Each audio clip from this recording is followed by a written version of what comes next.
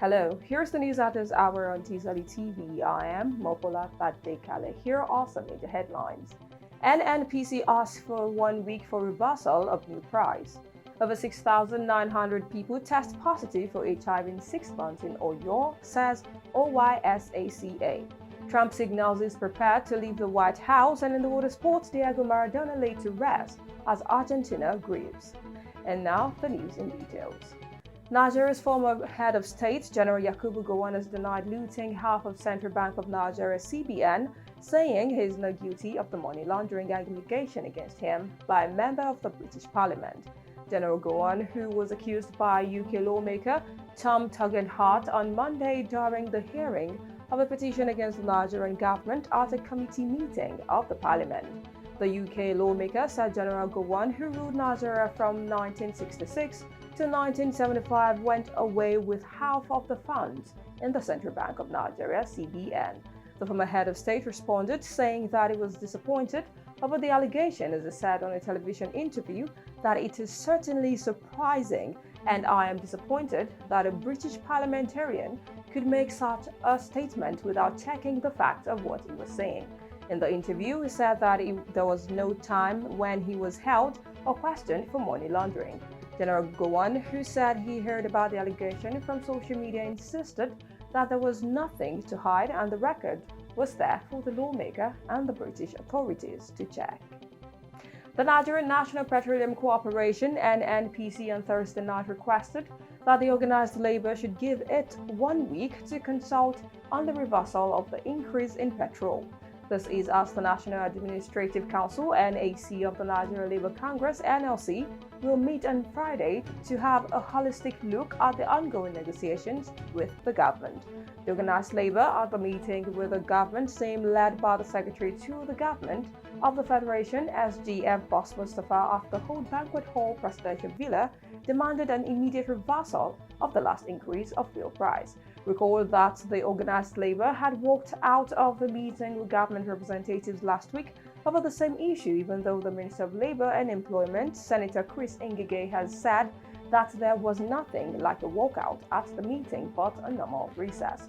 At the resumed meeting on Thursday night, which entered into the early hours of Friday, the NNPC requested for 1 week to make consultation on the labor's insistence for the reversal of the new fuel price increment before discussion could continue. It was agreed by both parties that the meeting should be adjourned to December 7th.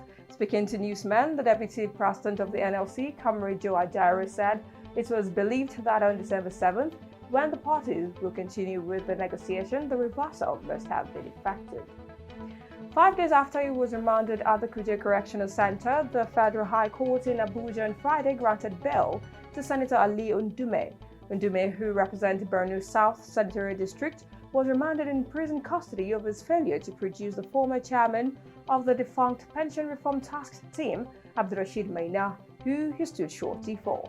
Maina is answering to a 12-count charge alongside his firm, Common Impute Properties and Investment Limited, over their alleged involvement in money laundering to the tune of 2 billion naira. The erstwhile pension reform boss had since September 29th refused to attend his trial, a development that led to the trial court to remand his shorty Ndume in prison custody.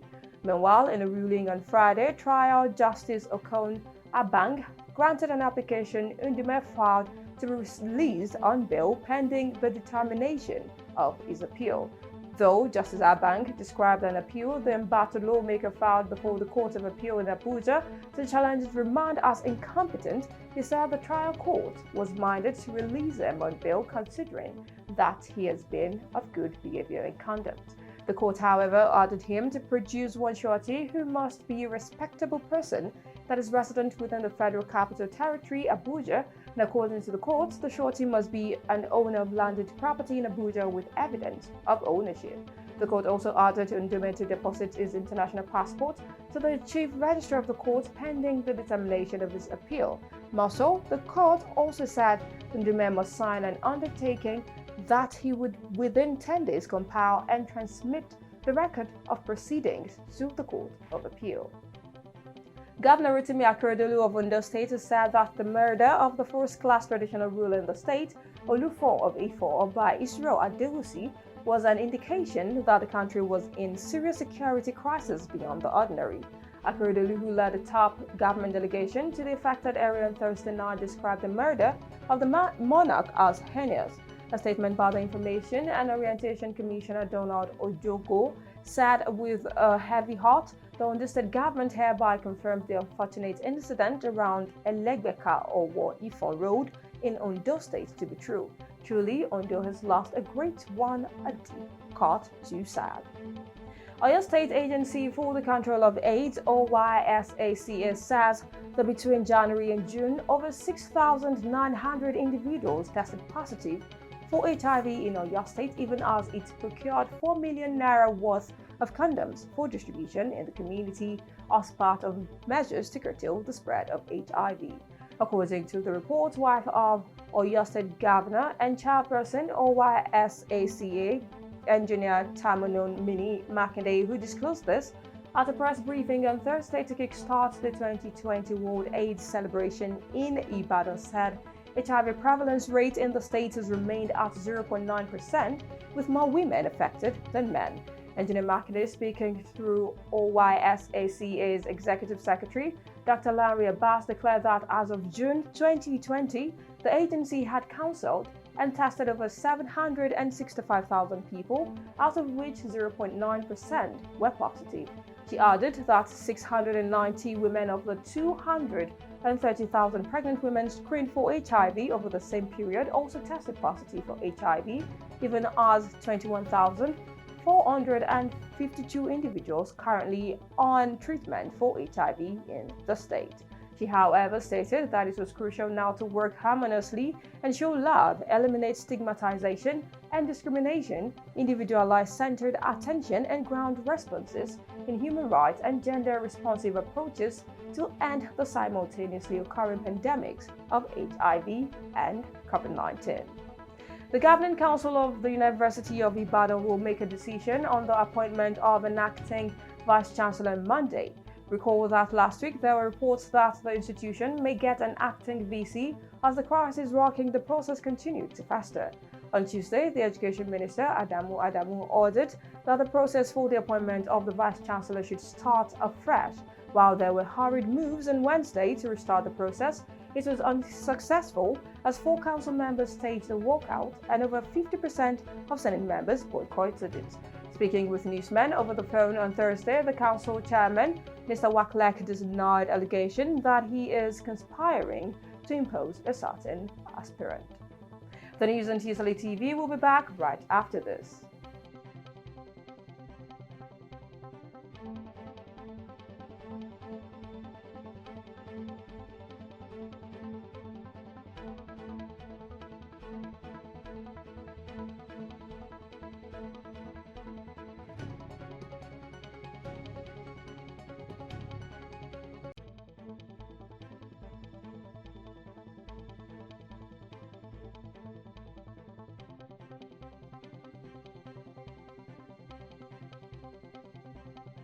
Welcome back. Now to some foreign stories. Donald Trump has said he will leave the White House if Joe Biden is formally confirmed as the next United States president. Answering reporters' questions for the first time since losing the November 3rd vote, Mr. Trump insisted, however, that this race is far from over. He has refused to concede, citing unsubstantiated claims of voter fraud. Individual states are currently certifying the result after Mr. Biden was projected as the winner with an unsellable lead. The Democrat leads Mr. Trump 306 votes to 232 under the Electoral College system that is used to pick United States presidents. The tally is far more than 270 needed to win, and Mr. Biden also leads the popular vote by more than 6 million. Electors will meet to formalize the result on 14th of December, with Mr. Biden due to be sworn in as president on January 20th, 2021. The president and his supporters have lodged a number of legal challenges over the election, but most have been dismissed. And earlier this week, Mr. Trump finally agreed to allow the formal transition to President-elect Biden's team to begin following several weeks of uncertainty.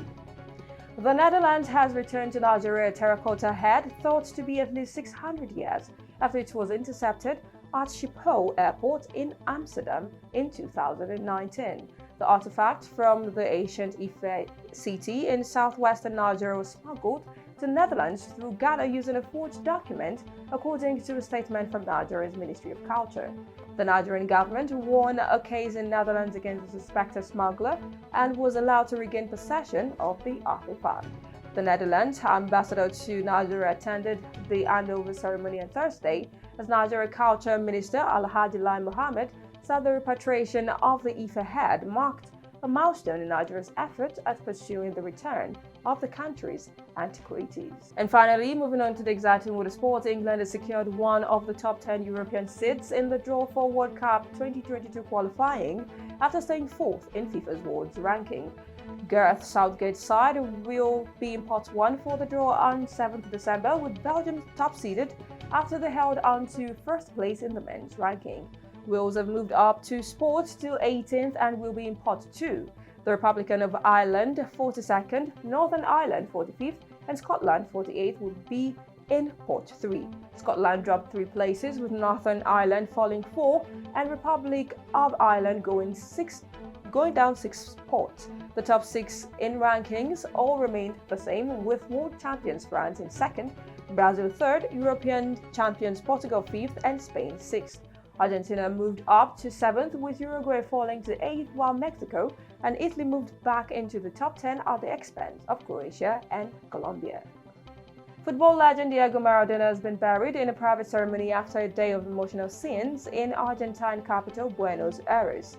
Only around 24 relatives and close friends attended the final ceremony on Thursday, but earlier huge crowds turned out to pay their respect, with many weeping, blowing kisses, and praying as they filed past his coffin.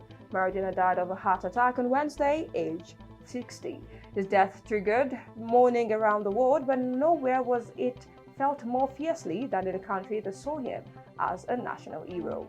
Maradona's coffin, draped in Argentina's national flag, and a football shirt bearing his name, his trademark number 10, on the back, was on public display at the presidential palace on Thursday. By mid-afternoon, queues stretched back for more than a kilometer, and police clashed with mourners as they tried to close off the palace in anticipation of the wake scheduled for 1600 local time. There were reports of tear gas and rubber bullets being used as officers in riot gear struggled to hold back the crowd. And with that, come to the end of the news. Here is a recap of the major headlines. NNPC asked for 1 week for reversal of new price.